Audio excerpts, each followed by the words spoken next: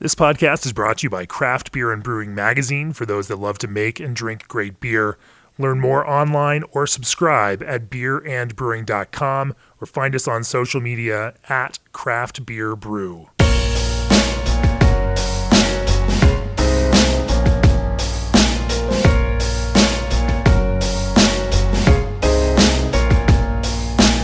Welcome to the Craft Beer Brewing Podcast. I'm your host, editorial director, co-founder of Craft Beer and Brewing Magazine, Jamie Bogner. My guest on the podcast today is Stephen Pauwels, brewmaster for Boulevard Brewing in Kansas City. Welcome to the podcast, Stephen. Thank you. Thanks for having me. Stephen's been our dark horse favorite brewer for a long time after showing up a few years ago to our brewers retreat at Devil's Thumb Ranch in Colorado. And, we didn't know what to expect. And that first time brewing, he spent 3 hours boiling, and his team of brewers were the last ones finished for dinner.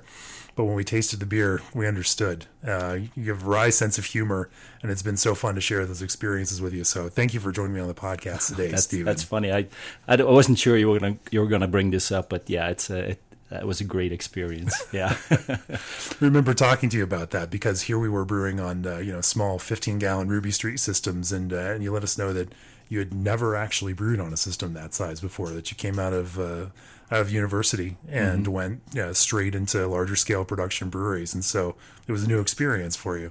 I homebrewed once.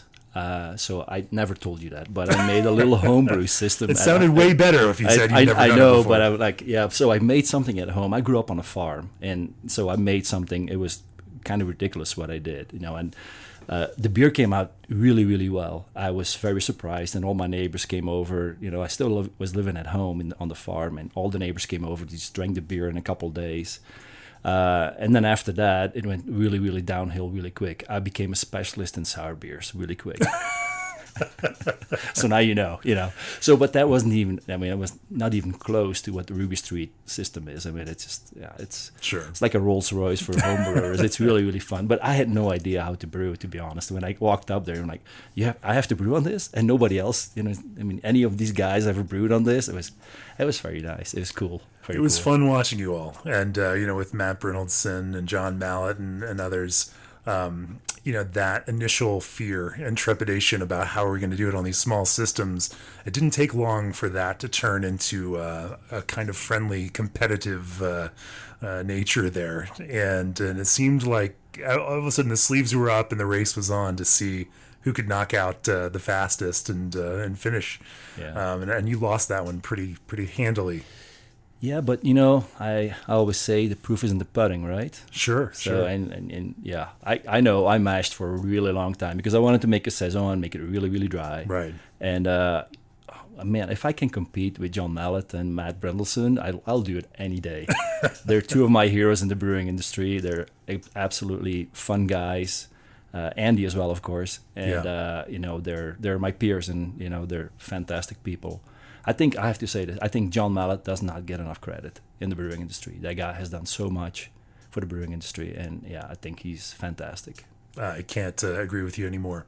And you're right, the proof is in the pudding. We're actually drinking that saison, Brett saison that you brewed right now as we're talking, and that was a 2015 brew. So This beer it's 2018 now. It's got a few years on it, and it's drinking beautifully. It is, and I was when you poured these out of the fridge, my heart went beating a little bit faster, and I'm like, oh no, you're gonna bring this up. But yeah, after tasting it, it's a beautiful beer still. And I was trying to find any kind of oxidation, and I couldn't find any. It's pretty amazing. It's the beauty of Brettanomyces in the bottle conditioning there. Absolutely, yeah. The antioxidant power of Brettanomyces cannot be underestimated. For sure. Yeah. Well, we can talk a little bit more about that in a bit, but I want to start out by staying on that subject of saison and farmhouse ale, and talking a little bit about Tank 7. I've got homebrewer friends who routinely tell me they think that Tank 7 is one of the best beers made in America. Wow. That it has captured that spirit. It was one of the first real large scale commercial saison farmhouse ales marketed in the United States. But that had to be a kind of a leap for Boulevard to jump into making a beer like that and turning it into something that's nationally distributed for a style that was pretty niche before that. How did you make a case for that, and how is that beer? Tell me about the growth of that beer over the years. Yeah, I think I can talk about that for about an hour, but I'm not going to do Perfect. that. Yeah, I know, right? Tell me all your secrets. Yeah, really from the get go, I started in Kansas City at Boulevard in '99, and all I could do is just catch up with making enough wheat beer. And we had this 35-barrel brew house, and now and then we had a tank open that I could. So unfiltered wheat, the kind of flagship for Boulevard. Exactly, it was growing so fast, and it was just like, taking a little bit of breeding now and then just to keep catching up, and it was a fantastic time. So now and then there was a tank that we could keep open, and then we would do more Belgian-inspired beers, because I'm from Belgium. So the first beer that we made was a triple, and people just loved it. But we never sold it because we just couldn't make it. There was no way that we could commercialize it. Right. And then the next one was a saison, and then our brewers they were like, "Wow, this is just amazing! Why can't we just commercialize it?" But we just did not have the capacity. Yeah. It was only in 2006 when we put the new brew house in that we finally had enough room. And I remember when we were designing the new brew house, we were going to make wheat beer and pale ale, and Right. It was not, that brew house not designed to make Tank 7 and any of these beers. Well, little did we know that Tank 7, as soon as it hit the market, it just kept growing and growing and growing. But the funny story is that we made a beer called Saison. It was 6.4 ABV. It was part of the Smokestack series, and we could not give that beer away. It was the funniest thing. It's not the same as Tank 7. It was, instead of 8.5 ABV, 6.4. It wasn't dry hopped. And there wasn't kind of a cross with, there was no U.S. influence in it. We didn't use Amarillo hops in those days. It was just really pure, typical Saison. Right. And we couldn't give it away. And then we made Saison Brut after a couple of years, because I wanted to make something more farmhousey, more earthy. Right. So no better way of doing that than putting a Brett strain on it, and create this whole new level of flavors that you can't get with a Saccharomyces. And so we did that, and so that beer was sitting in tank number 7. I mean, you kind of feel where the story goes here, right? So this the beer was sitting in tank 7, and we were growing up Brettanomyces. Little did we know 10 years ago how slow Brettanomyces grows, and how finicky it is. Right. So that beer was sitting in the tank forever, and we were just drinking it. We loved it. It was 8.5 ABV. It was dry hopped. It was so different than our Saison that we made. And the beer just sat there, and we kept drinking it. And, our marketing team was like, "What? Everybody's drinking it. What's about with this beer?" And I'm like, "Well, I think we should take Saison out and make this beer." And I think we took it to some festivals and called it Tank 7. Our marketing team wanted to give it a different name, but that didn't fly very well. I mean, quickly it was just Tank 7, and it was born. And so basically, they're sister beers, and I don't think a lot of people know that Saison Brut is actually older than Tank 7. And they're sister beers, really. And the big difference is just the Brettanomyces in the bottle conditioning. So that's it. They're basically the same beer then.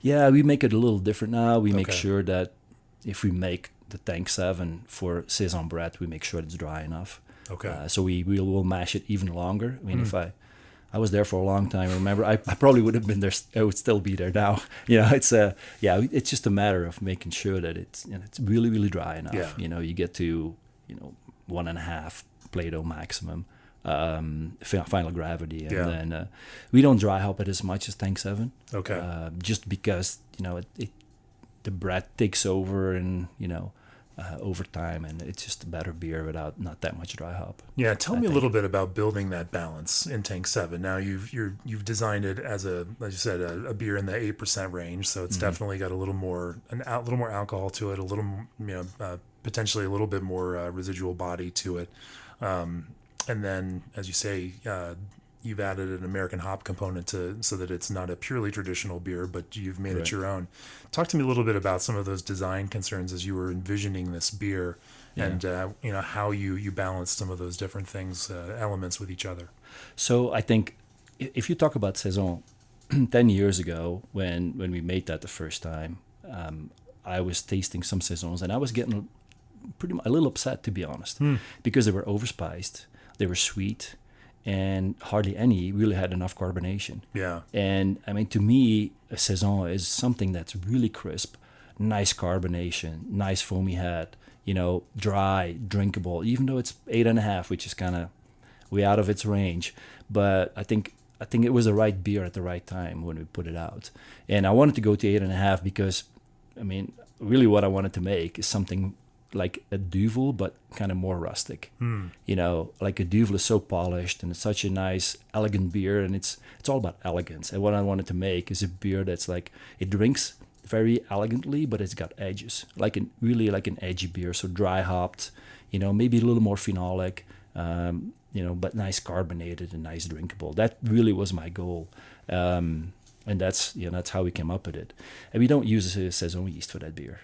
No, what do you use for it? We use I couldn't tell you because it was a yeast that was in my pocket when I came to the US. And I'm not holding any secrets here. Trust me. It's it's just an Abbey style. Those Belgians, they have a reputation for being playing it close to the vest.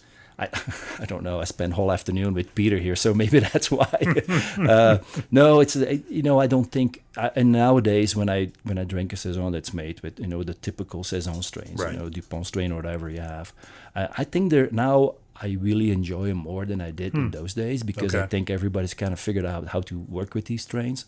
They're a little finicky. You have to let them go, let them really ferment at a higher temperature and all that. But to me, it's that balance, how to find that balance between the ester flavor and the phenols. And then, because it's a little American influenced, how do you get that hop layer in there too? And I think at that time, Amarillo was a great hop because it was a little earthy. It wasn't really that grapefruity, kind of came later on. But it's, it kind of, I think it works on it. Now, when you say later on, are you saying that Amarillo has changed over that time? Yeah. Oh, is that a secret? No, it has changed. It has changed dramatically, and it's a funny hop. Yeah, you get it as it is, and it was great. I spent some time with the key grower with that, and it was eye opening to me. How they look at Amarillo. It's interesting. In what way? I think because they grew so much. Amarillo grew so much, and they kept it all. I mean, instead of having the rootstock go to a bunch of brewers, they kind of really kept close eyes on it. So they really grown a lot in their own property, and the picking window. I mean, you only have that much picking window, and they went really out of that picking window. So they have, they basically laid it out for us. Okay, here's Amarillo, and I'm not gonna be judgmental here, but I mean they laid it out. So, okay, here's the really early picking, here's the mid picking, here's the late picking, and this is all Amarillo. And the differences were just, it wasn't even the same hop. Yeah. So if you use Amarillo, and you don't know what picking window you get it from, it basically is night and day difference. So yeah. Interesting. Yeah, it's interesting how a grower, has such a big impact on a lot of beers, really. For sure, and that is one reason that the growers tend to grow different crops, so that as they come ready to harvest within specific windows, you can hit your cascades first, and then you can move into your centennials, and and these are happening over the course of a couple of days. Where it hits its window, and you got to pick it, and then and you're right. If you leave it on the vine longer than that, then you can get some interesting characters out of that. Absolutely. It's fun. I don't think a lot of people really recognize that. But you're making, you have the kilns, and the kilns are really always the bottleneck most of the time, right? Or the picking might be the bottleneck, but most of the time it's the kilns. And these kilns have to be, once harvesting starts, until the last variety. I mean, that's just go.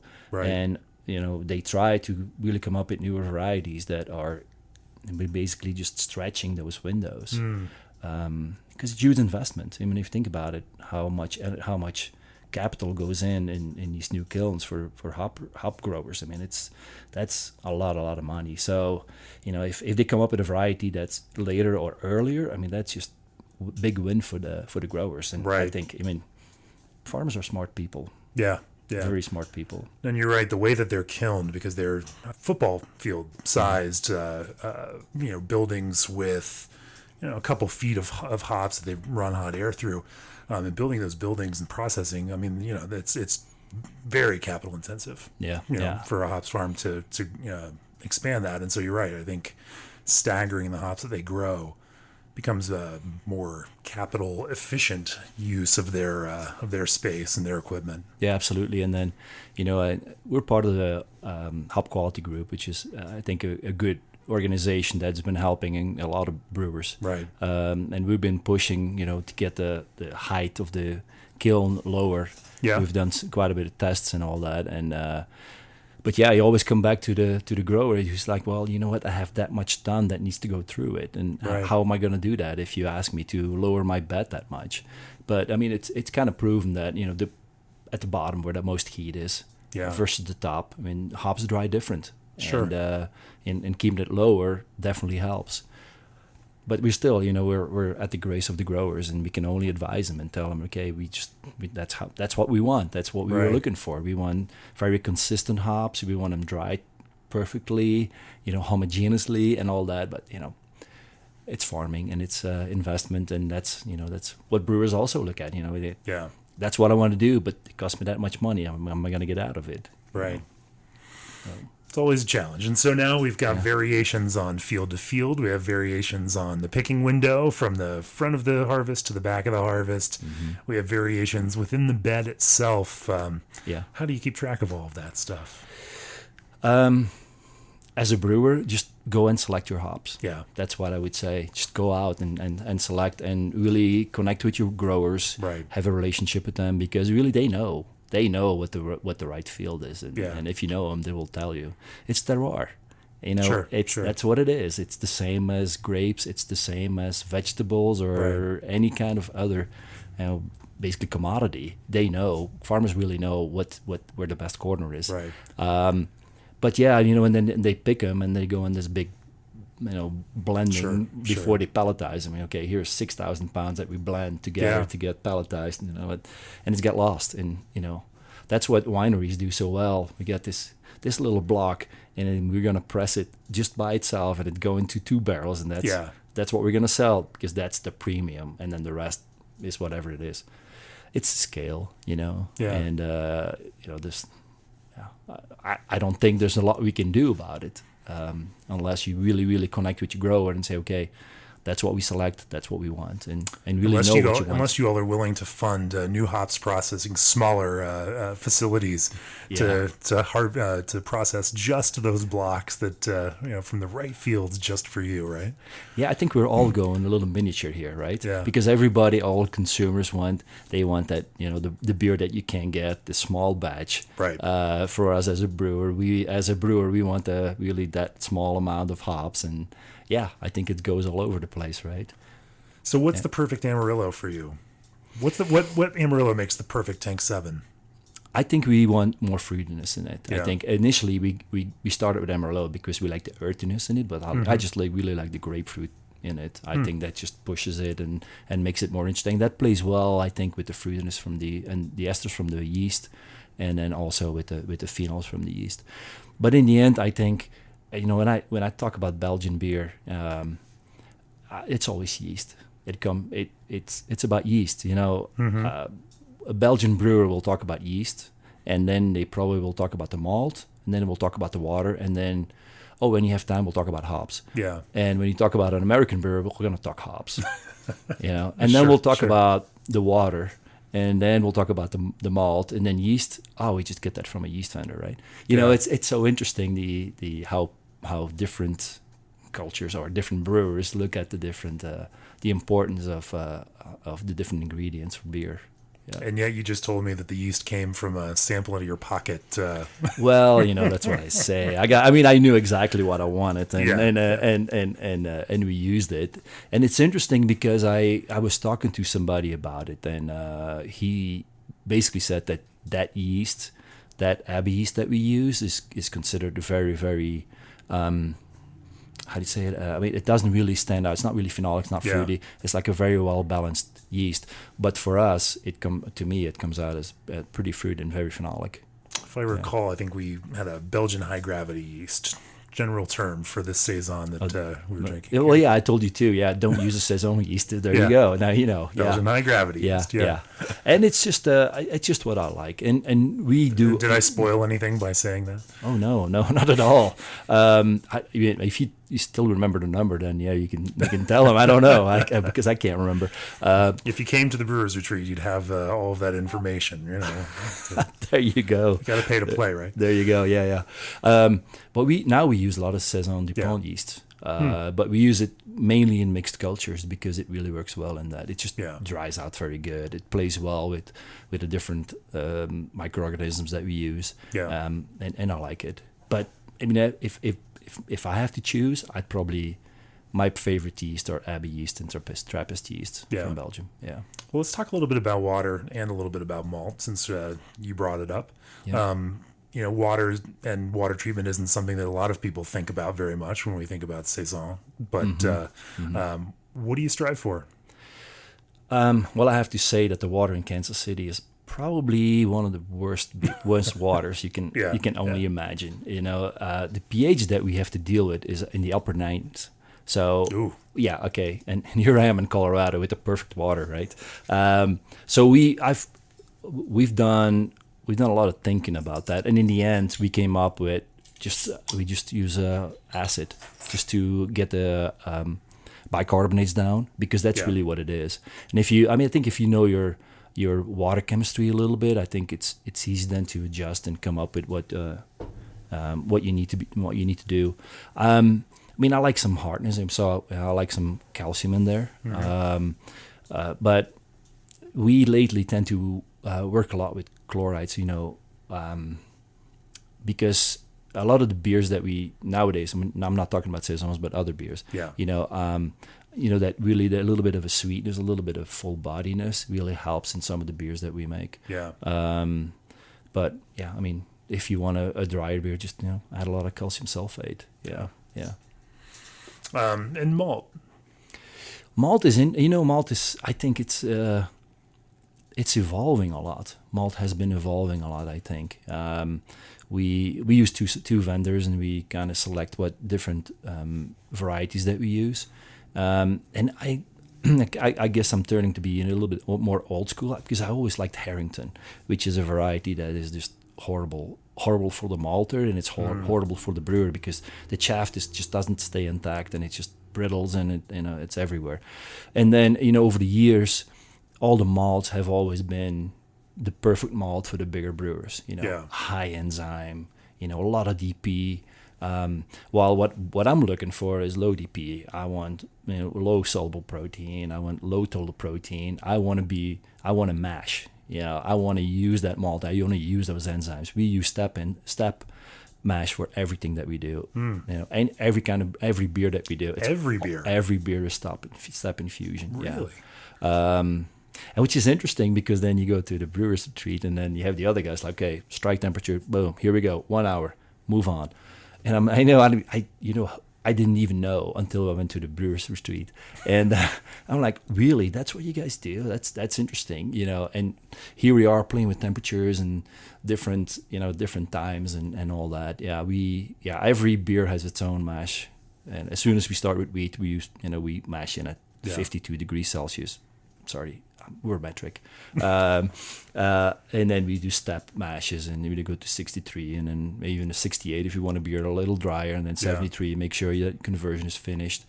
If you want a beer really, really dry, then we keep it low. We might go to like 74, maybe 75, and then start loudering it so you still have enzymatic activity. If you want to have it really, with some body, we go to 78, stop any enzymatic activity, and then go to louder ton and have the viscosity low and even louder very well. So I mean, it's a lot of stuff that we play with, and that's what I love about brewing. It's that you can work with all these enzymes, and just playing with them. We're just making a Brut IPA, while we're on it. Right? Sure. Brut IPA and how to make a beer as dry as possible. Yeah. And just using that step infusion mash and to the maximum and just kind of as dry as possible. It's kind of fun to do. A little bit of background for folks that may not be familiar. You brewed a collaboration this week with Weldworks Brewing. Yeah. In Greeley, Colorado. Yeah. And you guys chose to brew a Brut IPA. Yep, yeah. Which is, to be honest, we made one. That was the first one I ever had. I've never had one before, but I just like the concept. I like dry beers. I like beers that are very effervescent. That's why I like saisons. Sure. And farmhouse ales because they're I dry. have to say there's highly a lot effervescent. in common between a Brut IPA and a saison. Yeah, yeah. Brut IPA is a lot drier than a saison usually, but yeah, that's what I like, and that's why a saison is a bit Brettanomyces is nice, effervescent, very dry, very drinkable, beautiful beers. Tell me a little bit about that. I mean, you're not necessarily, you're known more for saison and farmhouse and Belgian style beers, but you brew a whole lot of IPAs as well because everyone who works for large breweries brews a lot of IPAs. People drink a lot of IPAs. True. And so you have you have a little bit of experience in that one. From the Brut IPA perspective, I've tasted a few, and we've had a few come through our doors. First one I had, I thought was really terrible. The level of bitterness was so high, and paired with that dryness, it was mouth drying in just an unpleasant way. And the second one I had, you could tell that there was a much more aggressive, dry hopping approach to it. Even though it wasn't sweet, it didn't have a lot of that residual, body and sweetness to it.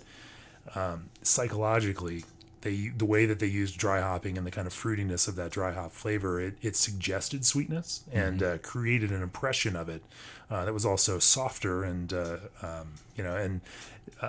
took an edge off of some of that harshness. So as you're thinking about, kind of Brut IPA, what do you think makes them good, and how do you build some of the balance there when you are under some pretty, significant constraints and you're taking things like body off the table? Right.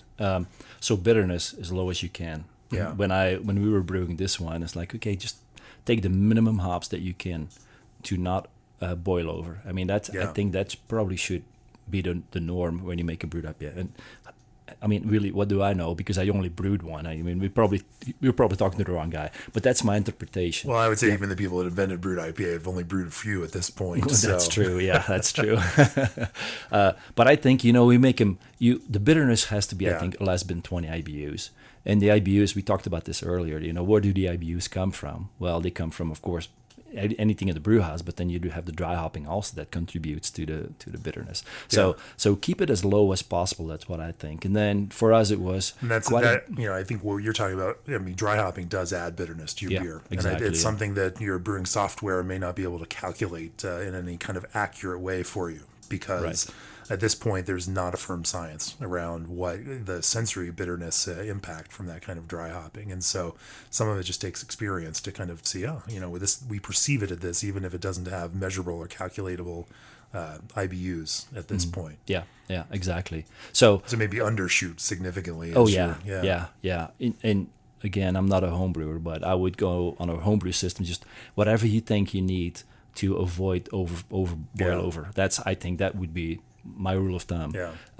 And then anything that we added a lot of hops in the whirlpool, but not really crazy high. We just made sure that we get a lot of hop aroma, but the majority is really from dry hopping. We dry hopped between 7 and 8 Plato. We dry hopped between 3 and 4 Plato, really during fermentation to get acidification of some of those hop characteristics and get some really nice fruitiness coming out. We did a little test also. We tried to do cold wort hopping, just so on the way from the brew house to our fermentation tank. Mm-hmm. We failed miserably. So every time you try something new, you learn so much. Sure. But I think that's something that I've seen other breweries do too, and I really like that. It brings a new dimension to using hops and creating some really nice fruity hop characteristics. So that's one thing that if you can, with what do you call it, a Randall or whatever you do, right. Just even with a Randall as a homebrew, there you go, try it and see. That's the beauty of being a homebrewer, right? Just try it and put a Randall on there and just fill it up with hops and put your cold wort through it and see what happens. Cold wort, not hot wort. Cold. Okay. Cold. So you have minimum isomerization. Gotcha. Just all about extracting flavors. Yeah. So that's what I think. Talk to me a little bit. Well, one of the keys on Brut IPA is using enzymes to facilitate the fermentation and to really help that yeast dry out that beer much past the normal threshold Right. for those yeasts. Tell me a little bit about what you found in using enzymes. So we tried it. We've tried using that enzyme a couple times with different beers also, and we've only so far have worked with it in the mash tun. And in the mash tun, it's somewhat limited what it can do. So the one that we made just ended up just below 1 Plato, which is kind of high for the Brut IPA. But the one that I just worked with Neil on, he's going to add it to the fermentation tank. So it's going to be, I mean, make sure if you do that, make sure that you measure it, and you should be at 0 or below 0 for your extract. So make sure that by the time you put it in a bottle, there's no residual extract, because that enzyme will keep going. It just doesn't stop. So the recommendation from the vendor is, if you use it in fermentation, you need to flash pasteurize your beer. That's the recommendation. So you kill off that enzyme, which I wouldn't recommend for home brewing. So I think on a homebrew scale, I would use it in the mash just to be sure. Another option to do is when you fill your kettle and you don't put the heat on, that works better than in the mash. So when you start lautering and go into your kettle, put the enzyme in, let it work, do its thing for, as you're filling, and maybe a little longer than what you normally would. Let it sit for an hour, and then it'll make it nice and dry also. And then you just boil it and denature the enzyme. Neat. Yeah. I learned it. I'm learning this the hard way too. So, but that's a funny thing. I mean, you're an accomplished brewer and brewmaster who's been, I guess you're 19 years now with Boulevard, and you're still learning something. I think that's the beauty of this industry, isn't it? It's a good day when you learn something. That's my motto. Every day is a good day as long as I learn something. It's also, I think, an interesting one to watch how you work with younger, smaller brewers, and there's a give and take there where you can pick up some ideas and techniques, and at the same time also share your experience and help them get better at what they do. How important is that for you within your brewing practice? I think that's very, very important. I like to share knowledge, and it's interesting to go to, some of these festivals, and we had Boulevard last week, and we had a lot of these very new brewers also, and it's just fun to talk to these guys, because their mindset is sometimes totally different than my mindset is on what they do, and I like to learn, but I like to give back. I think it's try to make it a win-win situation for both parties. And you can only get information if you share information. I think that's very important. I think a lot of folks out there don't, that you look at collaborations, and they, most consumers think about them in marketing terms, like, oh, 2 great breweries that I love, and now they're brewing together, and that's really cool. But there is that other effect of those collaborations that you brew, and that's a primary learning channel for a lot of commercial brewers today, to really get in and roll up your sleeves and learn from the brewers that you're brewing with. And it's fascinating to see how that learning mode is something that happens in brewing that just doesn't really happen in other industries, because to some degree, I mean, you're brewing beer together with folks that, in a capitalist sense, you're competing against. And you're sharing ideas on how to make things better. Culturally speaking, though, that's the thing that has made craft beer grow to the degree that it has. That those of us who lived through the late '90s craft beer bust saw what that kind of challenge in quality did to the entire sector. And craft beer's comeback, to a large degree, was a result of brewers banding together and saying, we want to help everybody make better beer, because if craft beer in general gets perceived better by consumers in the marketplace, then more people are going to buy it. And now, we've watched craft beer now economically, it's 20 times what it was, back at that point. There's a little train here in the background, but we can talk through it. We'll work through it. It's interesting that you mentioned that, because I think at a high level in most breweries, I think there's the idea that at one point this bubble's gonna burst. And I think some people think that the quality is gonna burst it. But I walk around and I go to a lot of different breweries. not as much as I would like, but I go to a lot of different breweries, Sure. and I'm just astonished by the quality. It is, I really think there's really high quality beer in almost every brewery that I go to. Yeah. You know, there's always the one Sure. that opens up that, hey, I made great beer and my friends liked it, so I'm going to open up a brewery. But people that really have their heart in it, they make really good beer. You know, I think, yeah, in the end, how it's going to turn out, I don't know. I don't have a crystal ball. I mean, I Sure. think distribution is a big issue. You know, but we'll see how it goes. But I have to say about collaborations, you know, I'm always honored to work with some of these guys. Yeah. It's I've been around for a long time. Boulevard will be 30 years next year. You know, it's difficult to not become a stale brewery, and it's something that we work on every day. And you have to work on that every day. It's you know, it's easy as a consumer. It's easy to go to the new kid on the block, and he's making these. I don't know, you know, I mean, you know what they're making, and you're not making these kinds of beers, and it's easy to go like, whoa, look at this new. I mean, it's new, it's shiny. Whoa, let's go. And it's hard, you know, as a brewery that's been around for a while, not to become stale, and you have to reinvent yourself. You have to innovate yourself, and you have to come up with new things over and over and over. I think if you have somebody you do that, I mean, there are, you know, for a company the size of Boulevard that's distributed in as many states as you are, there are a whole slew of different challenges that you have to face compared to that, you know, new small guy that's brewing 500 to 1,000 barrels and selling them all out of his tap room. I mean, that guy can sell a beer that you know, that may fall off in a month, but as long, you know, as consumers see the drink fresh and don't age it, and you know, I mean, and that's their out. And they can say, oh, well, you know, you let it go 6 weeks. It's not good after 6 weeks, and you know, you send beer out all over the country, and that beer has to sit on a shelf and has to deal with a whole myriad of different storage ways and means from distributors as well as retailers, and you never know if it's going to be stacked in pallets out warm stored in the middle of a store, or if it's going to be, you know, nicely cold stored all you know, within that retailer's cold box. You know, but your consumer doesn't know. I mean, your consumer doesn't know if they left it on a pallet out in, you know, the back on the loading dock for a day and it got up to 80 degrees and before they put it in the cooler. I mean, your consumer just knows it says Boulevard on the label and they want it to taste good. Yeah. You know, exactly. Yeah. Yeah. No, you're. This. I mean, it's a sore point, and I like, you know, what some of these the tap rooms do. You know, own, what do you call it again? Their own premise. Yeah, where the brewery really just controls everything.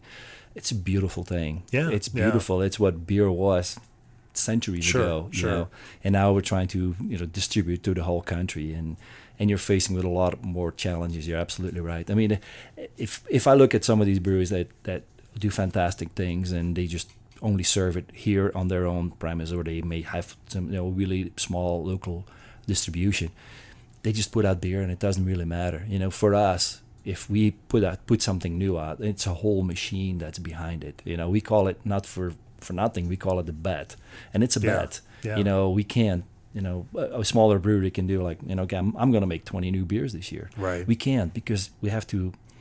I mean, there's a whole financial model behind it. Not let alone the marketing that has to go with it, the sales that has to be understand, and least but not least, we have to get the distributor to buy into the whole program, right? Which is, I mean, which is the key.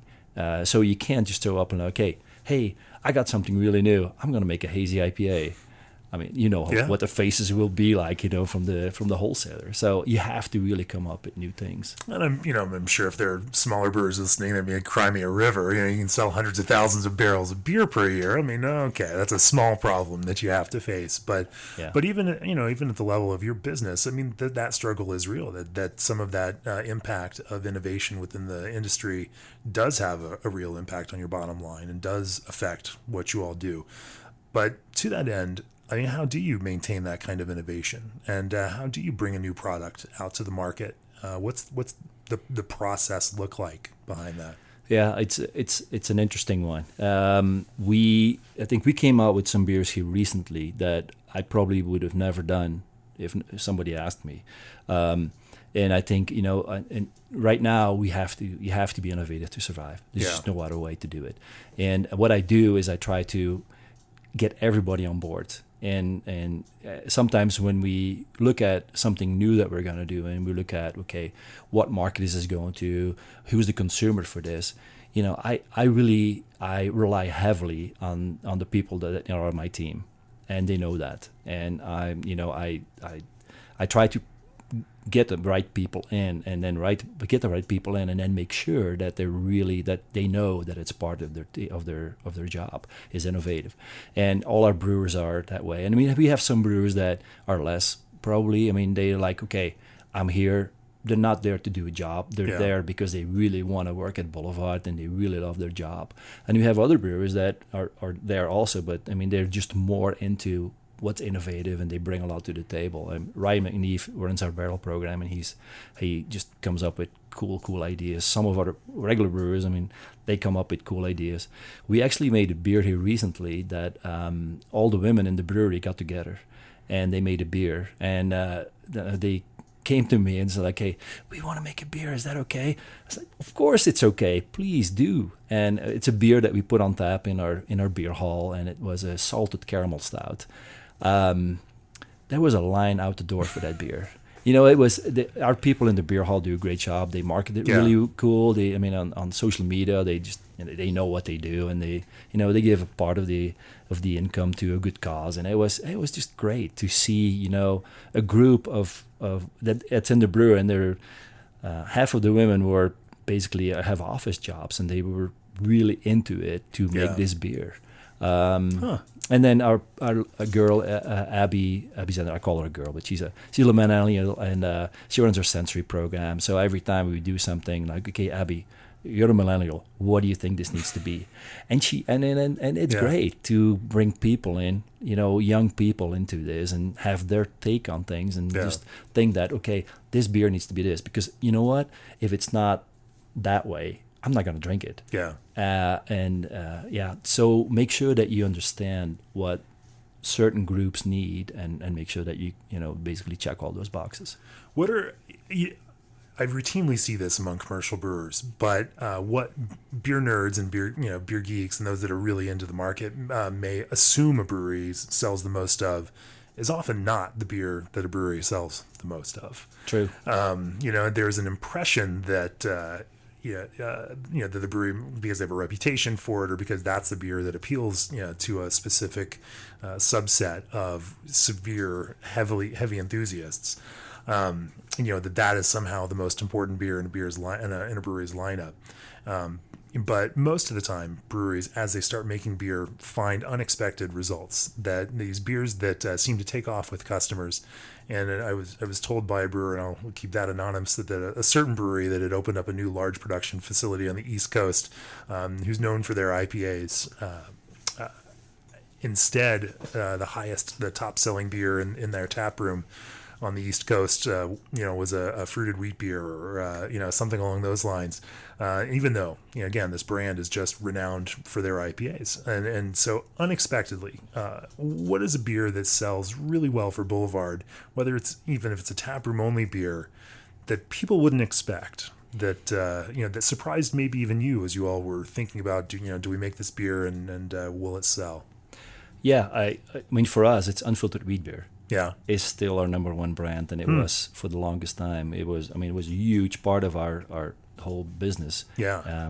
Because we're in the Midwest, and Boulevard was kind of the brewery. It still is one of the biggest breweries in the Midwest. Yeah. But we were, we were local because there was just not a lot of breweries around Kansas City. Now there's a lot of them popping up. And, so it's a different field right now. But yeah, unfiltered wheat beer is still our number one brand. When it comes to putting new beers out, especially to our tap room, to our beer hall. I think just really anything new, and for us it's IPAs. I don't think Boulevard is known for IPAs. I think that's probably the biggest growing and the largest category is IPAs, and we really don't play in that field.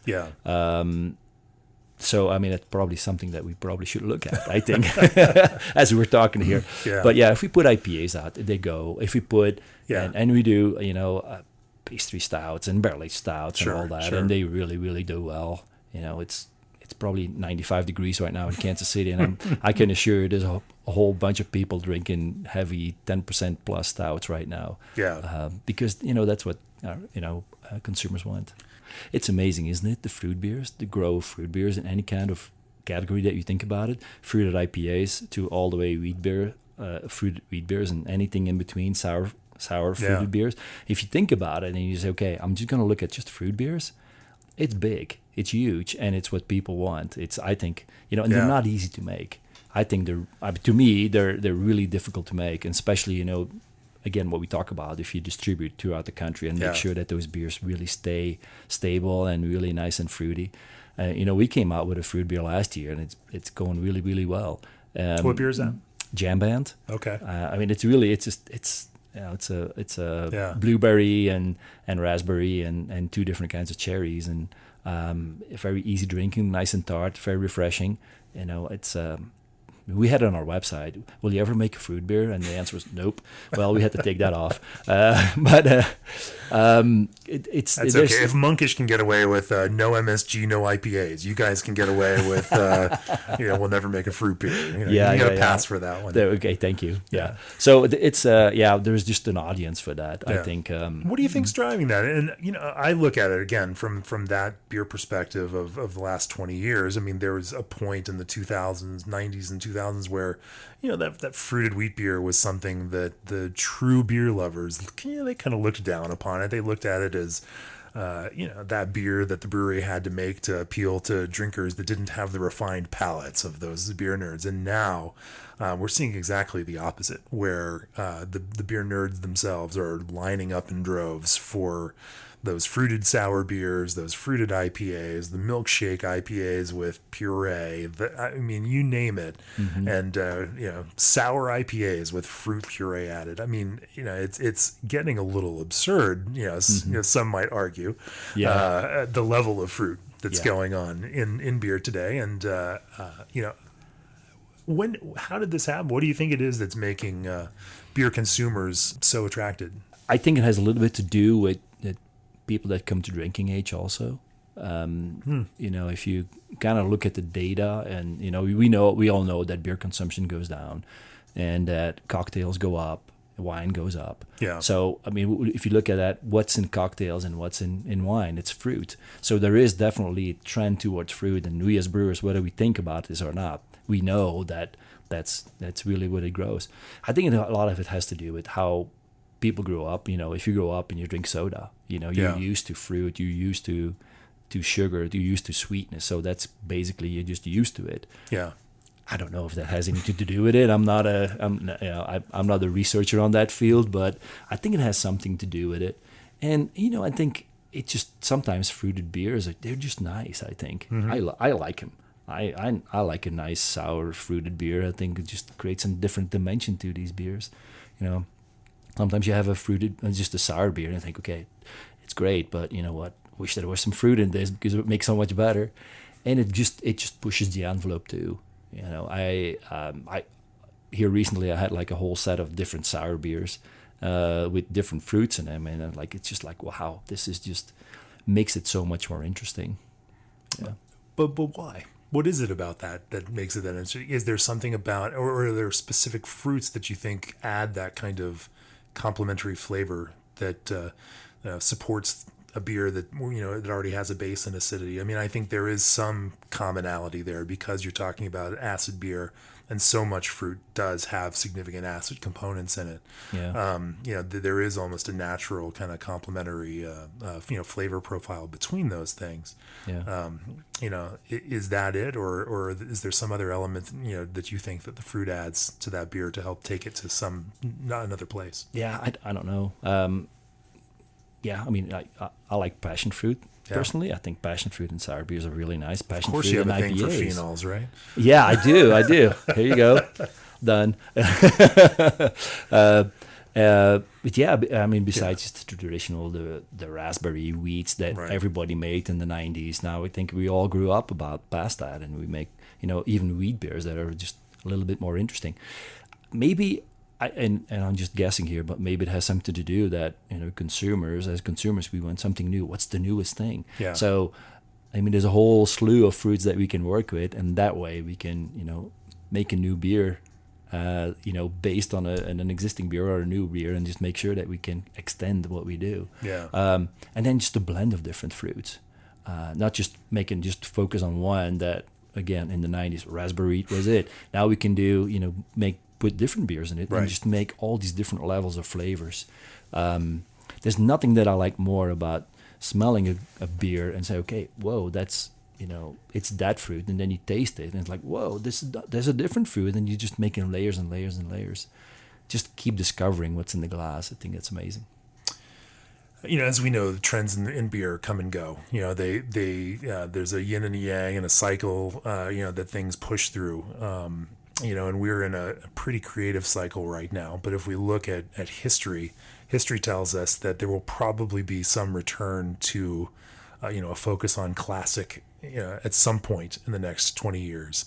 How concerned are you with that? If you look at brands on the spirits side or even on the wine side, they spin up new brands. And then so if you want to add cinnamon to your whiskey, you launch Fireball. And does that affect the parent brand? No, it's owned by the same company, but they spin up a new brand for this kind of thing.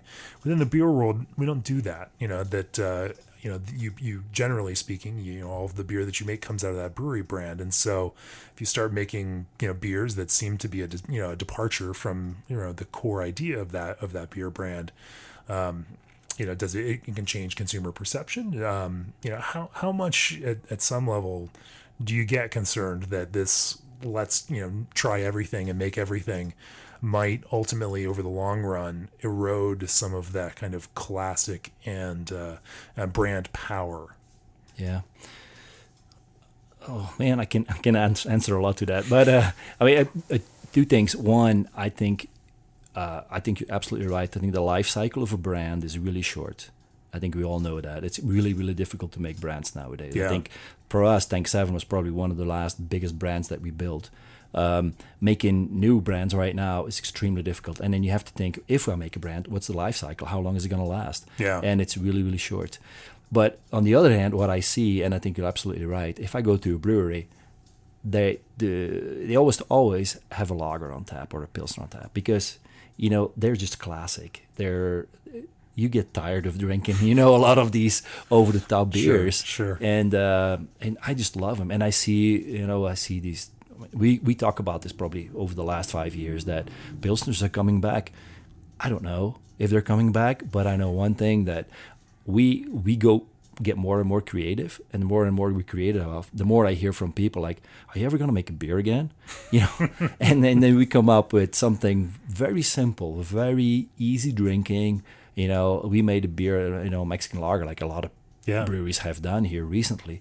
They're just so thirst quenching, so nice when it's hot outside, and just and there's just beautiful beers. And that probably was for us probably one of the most successful things that we've done here recently. On top of some other things, but but it was one of them. Yeah, that was the Vamos. The Vamos, yeah. I mean, it always helps when you can get it tied in with the Royals. Right. That always helps.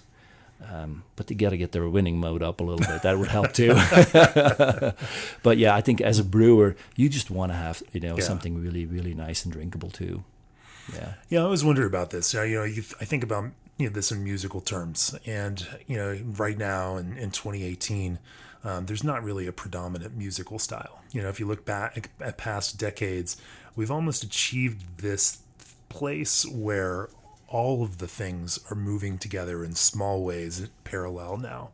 And so all of these musical trends, from EDM to alt country to pop music, hip hop, and everything else, everything is just coexisting, and there's not one big broad trend that's dominating all of the rest. And I'm wondering, if that becomes that future of beer, that it's not that Pilsner is going to take over and replace all the other beers that we drink, but it becomes this other channel among all of these channels that continue to move forward in smaller ways. And that is a change for the industry, because the big brand and the kind of tentpole brands that have held things up start to wither away a little bit. And I mean, we see that across the beer industry, that those big beers that breweries counted on, they're the ones that are declining in volume more than anything else. And, whether it's, we don't need to name names, but, yeah. No, but those big brands, but at the same time, those breweries don't necessarily need to, in aggregate, lose overall volume, because if you can make it up with a larger number of different and new things, then all of those find their own niche consumer and kind of move forward together.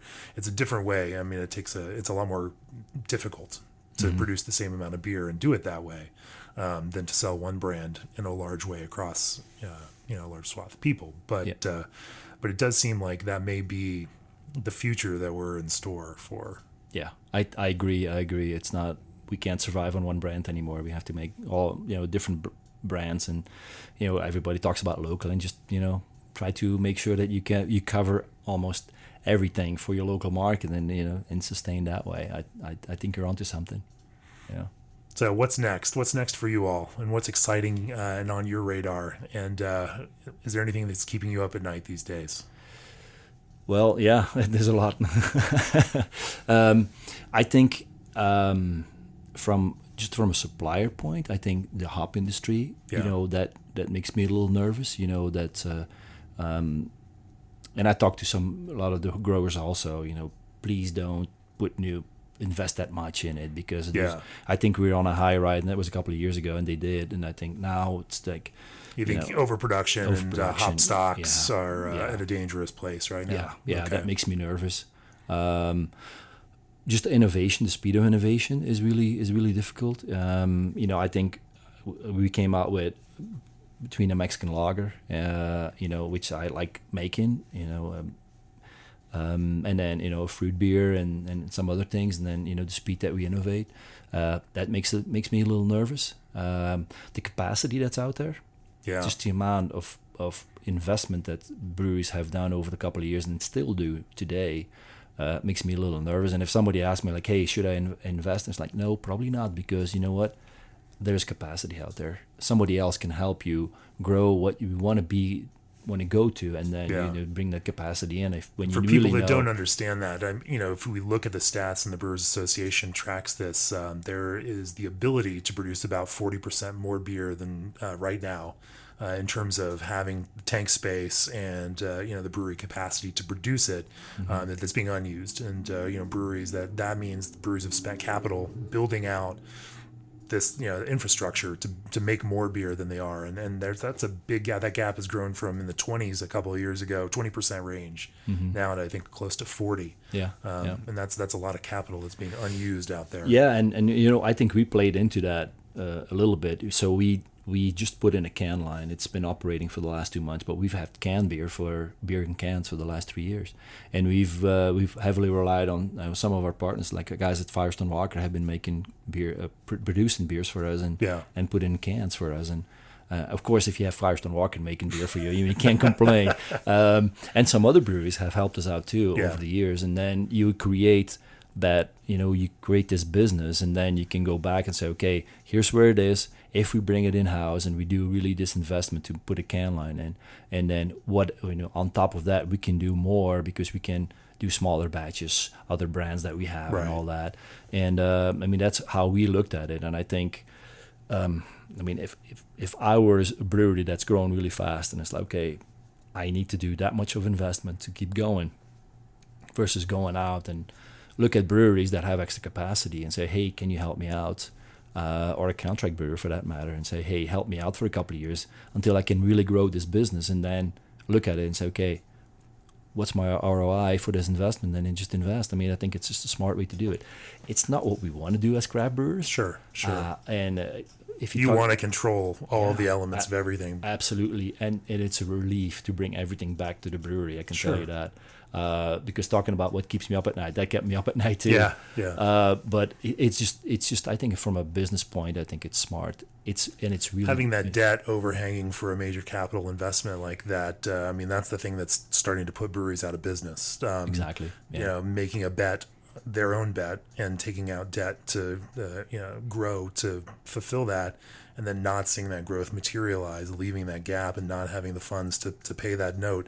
I mean, that's a way to give your bank, give your brewery back to a bank. Yep. And I imagine that's a whole lot more fearful than something like having another high quality brewer making a little bit of beer that you sell under your brand. Absolutely. And I think they're out there. I'm pretty sure they're out there. And if you're successful as a brewer, it's not easy, but I mean, and then you have other brewers that have extra capacity. I mean, you know what you want. Right. If you know what you want, if you know what's important for your brand, if you know what's important for your beer, and you know exactly, you really help that brewer make your beer like you want it, it's challenging, and it will not be perfectly your beer. I can guarantee you that, because every brewery has its own flavor, and its own taste.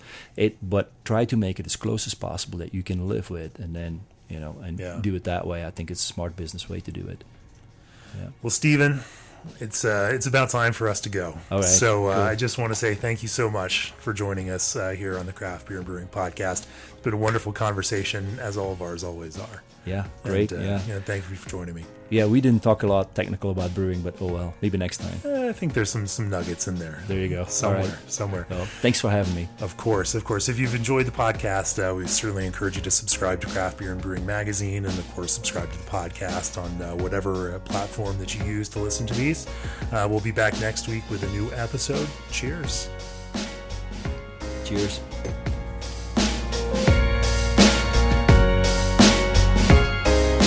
This podcast is brought to you by Craft Beer and Brewing Magazine, for those that love to make and drink great beer. Learn more online or subscribe at beerandbrewing.com, or find us on social media at Craft Beer Brew.